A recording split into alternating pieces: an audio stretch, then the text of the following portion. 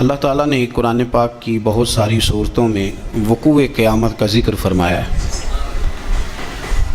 جس آدمی کا قیامت پر ایمان نہ ہو وہ آدمی مسلمان نہیں ہوتا۔ قیامت آئے گی، قیامت قائم ہوگی، حشر کا میدان لگے گا، گناہگار کو سزا، نیکوکار کو جزا ملے گی۔ یہ وہ تصور ہے جو انسان کی تربیت کرتا ہے، یہ وہ تصور ہے جو اسے زندگی میں چلنے کا طریقہ بتلاتا ہے، حلال حرام کے بیچ فرق کرنے کی اسے نصیحت کرتا ہے۔ اگر قیامت کا تصور زندگی سے نکل جائے تو پھر لوگ بالکل شترے بے مہار اور بے لگام ہو کے دنیا میں گھومیں گے۔ اس لیے قرآن مجید نے بڑی شرح و بسط کے ساتھ، بڑی وضاحت کے ساتھ، بڑی تفصیل کے ساتھ قیامت اور وقوع قیامت کا ذکر فرمایا، اور قرآن مجید کی متعدد آیات اور پوری صورتیں وہ بتلاتی ہیں کہ قیامت کا منظر بڑا سخت ہوگا، بڑا گمبھیر ہوگا، اور اس کے اندر انسان بڑا گھبرائے گا۔ قیامت کب آئے گی؟ قیامت کی تاریخ کیا ہے؟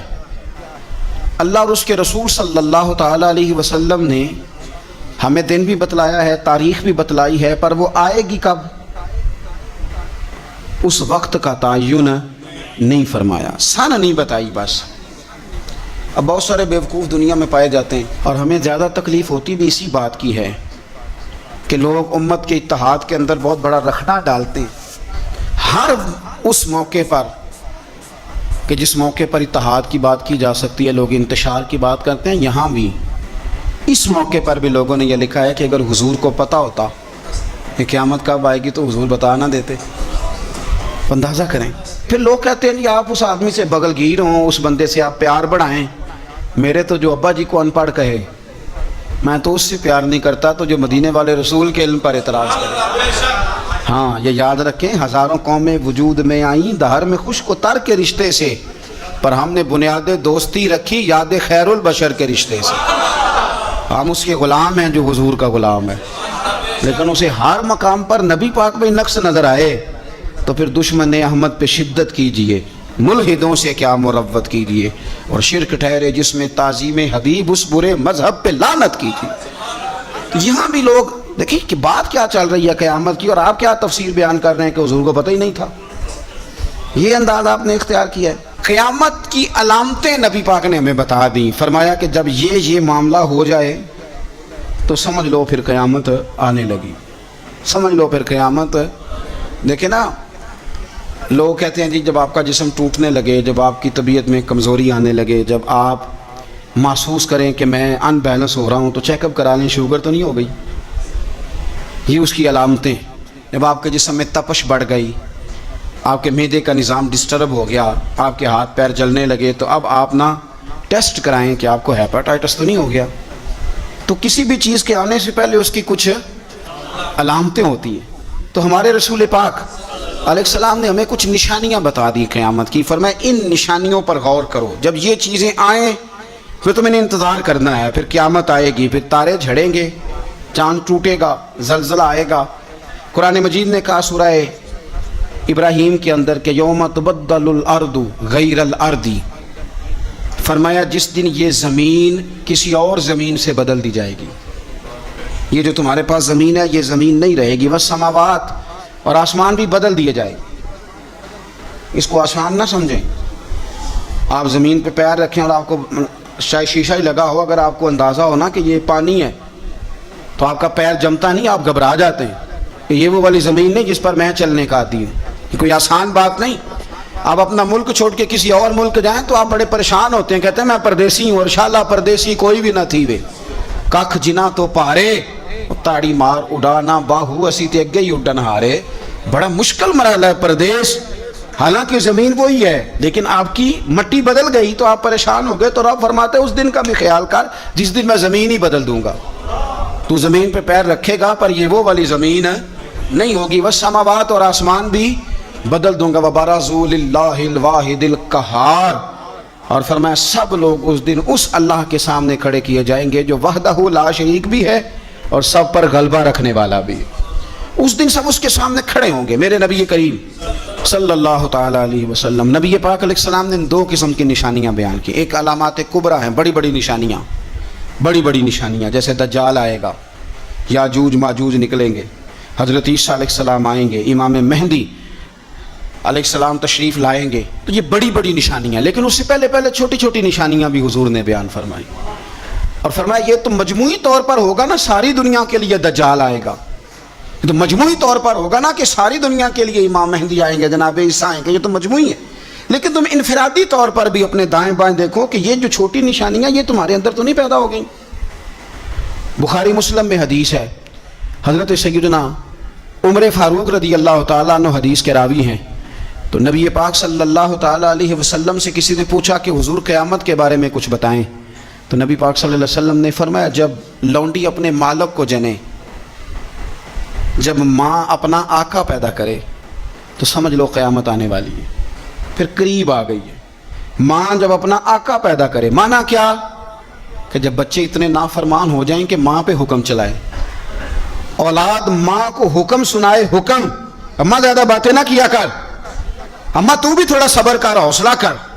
جب بچے ماں باپ کو باتیں سنائیں، حکم چلائیں، چونکہ بیٹا کماتا ہے تو وہ اپنے ابا جی کو کہتا ہے کہ ابا جی اب آپ ٹھہرے، آپ کو نہیں پتا، اب میرے ہاتھ میں سارا کچھ ہے. فرمایا جس دن تم یہ دیکھو کہ لونڈی نے آقا جنا ہے، ماں نے بیٹا نہیں پیدا کیا، اپنا سردار پیدا کر بیٹھی ہے، تو پھر تم اس دن یہ نہ کہنا بے سکونی ہو گئی، بدامنی ہو گئی، بلکہ اس دن سمجھ لینا کہ قیامت آنے لگی. بچے مسلط کریں، آپ یقین کریں بچے مسلط کرتے ہیں، بچے منوا لیتے ہیں اپنا آپ، بڑے نادان ہیں، اپنی جان پہ ظلم کرتے ہیں. اور میں نوجوانوں کو ایک بات عرض کروں، ماں باپ کی بات ماننے کا نام ان کی خدمت نہیں، ان کو خرچہ دینے کا نام خدمت نہیں، بلکہ بتائے رسول کریم علیہ السلام نے کیا فرمایا؟ فرمایا رضا اللہ فی رضا الوالد. تو سمجھ جا کہ تیرا والد راضی کس بات میں ہوتا ہے. اگر تو اس بات کو پا گیا، تو اس کی رضا کو اگر پا گیا تو پھر تیرا اللہ بھی راضی ہو گیا. تو یہ غور کر کے والد گرامی راضی کس بات، ان کی رضا، ماں کی رضا کی. یار 2 یار بچوں سے چھوڑے جاتے ابا کے کہنے پر، 2 دوست نہیں چھوڑے جاتے، ابا کہتے ہیں ان کے ساتھ نہ بیٹھا کر، کہتے ہیں ابا جی یہ تو اچھے بڑے ہیں. اس کی رضا کو پا جا، اس کی طبیعت کو پرکھ، تو محسوس کر کے یہ راضی کس بات میں ہوتے ہیں. تو ماں باپ کی رضا میں راضی ہو جا، تیرا رب بھی تجھ سے راضی ہو جائے گا. تو حضور نے فرمایا جب تم دیکھو نا، جب تم دیکھو کہ لونڈی نے آقا جنا ہے تو پھر تم قیامت کا انتظار کرو. اور میرے رسول پاک علیہ السلام نے دوسری علامت بیان کی، یہ بخاری مسلم میں بھی ہے، مشکات کتاب الایمان میں بھی ہے. حضور صلی اللہ علیہ وسلم فرمانے لگے جب تم دیکھو کہ ننگے پاؤں، ننگے بدن والے محتاج لوگ، بکریاں چرانے والے، ننگے بدن والے، ننگے پیروں والے، یعنی جن کے پاس پہننے کو کپڑا نہیں تھا، پہننے کو جوتا نہیں تھا، بکریاں چرا کے گزارا کرتے تھے، وہ جب محلات پر فخر کرنے لگے، جو بڑی بڑی کوٹھیوں میں رہنے لگے، تو پھر سمجھ لو قیامت آ گئی ہے. رکشہ چلانے والے کا بیٹا جب وزیر بنے اور اس سے پوچھا جائے کہ کروڑوں روپیہ کہاں سے آیا، تو وہ کہو میرے تو پرائز بانڈ ہی بڑے نکلے ہیں، میں جو بھی خریدتا تھا نکل آتا تھا، جو بھی خریدتا تھا نکل آتا تھا. جب خربوں پتی آدمی سے پوچھا جائے کہ اتنا پیسہ کدھر سے ہے، تو کہ بھینسیں رکھی تھی، وہ بھینسوں سے پرافٹ ہوا ہے. ہم اللہ کے فضل پر معاذ اللہ کسی قسم کا کلام نہیں کرتے، لیکن میرے رسول پاک علیہ السلام نے فرمایا کل تک جس کے پاس جوتا نہیں تھا، پہننے کو کپڑا نہیں تھا، جب وہ محلات پر فخر کرنے لگے اور یہ بتانا اس کے لیے مشکل ہو جائے کہ میری کروڑوں اربوں کی جائیداد کہاں سے آئی، قوم کو لوٹ کر جب لوگ بڑے بڑے محلات پر فخر کریں، تو حضور نے فرمایا پھر یہ نہ سمجھنا ہماری معیشت خراب ہو گئی، یا پھر انتظار کرنا پھر قیامت آئے گی، پھر تم نے قیامت کا انتظار کرنا ہے، قیامت آئے گی. حدیث سنیے نبی کریم صلی اللہ تعالی علیہ وسلم، یہ آپ نے علامتیں محسوس کرنی ہے. یہ بخاری مسلم کی حدیث ہے. ایک شخص نے نبی پاک صلی اللہ تعالی علیہ وسلم سے پوچھا کہ یا رسول اللہ صلی اللہ علیہ وسلم مجھے قیامت کے بارے میں کچھ بتائیں. حضرت ابو ہریرہ رضی اللہ تعالیٰ عنہ فرماتے ہیں کہ حضور پہلے ہی قیامت کے بارے میں گفتگو کر رہے تھے. اس نے پوچھا کہ یا رسول اللہ قیامت آخر آئے گی کب؟ اللہ کے حبیب علیہ السلام نے اس کو بھی بتایا، ایک تیسری علامت بیان کی. حضور فرمانے لگے جب امانت کو ضائع کیا جائے تو قیامت آ جائے گی. اب ذرا وضاحت دیکھیے میرے نبی کریم کی، جب امانت کو ضائع کیا جائے گا تو قیامت آ جائے گی، قیامت آئے گی، تو اس نے فوراً عرض کی حضور امانت کب ضائع کی جائے گی؟ حضور امانت کب ضائع کی جائے گی؟ تو نبی پاک صلی اللہ علیہ وسلم نے فرمایا جب امانت نااہل کے سپرد کر دی جائے، جب کرسی پہ وہ بندہ بٹھا دیا جائے جو اس کا اہل نہیں ہے، تو قیامت آئے گی۔ جب کرسی پر نااہل آدمی بیٹھتا ہے، نااہل، تو پھر میرے نبی پاک نے فرمایا پھر قیامت آتی ہے۔ آپ اس کو چھوٹا نہ سمجھیں، ہمیں تو بس اتنا پتہ ہے کہ بندہ میری برادری کا تو میں نے ووٹ دینا ہے، ہمیں تو اتنا پتہ ہے کہ بندہ میری پارٹی کا تو میں نے ووٹ دینا ہے۔ نااہلوں کے سپرد کر دیا سارا کچھ، انہیں خبر ہی نہیں تھی، اس قابل ہی نہیں تھے۔